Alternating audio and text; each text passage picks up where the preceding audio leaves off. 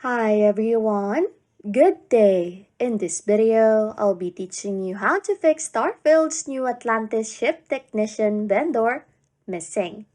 Okay, first things first, in some cases, game malfunctions can lead to the technician or vendor missing. So, what you want to try to do is to try saving your game process. Restart your game and check if the character reappears.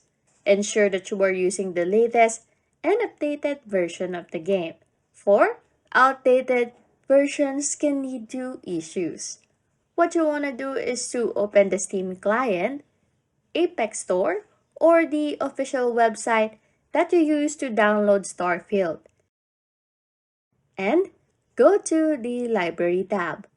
Find Starfield and let any available updates download automatically.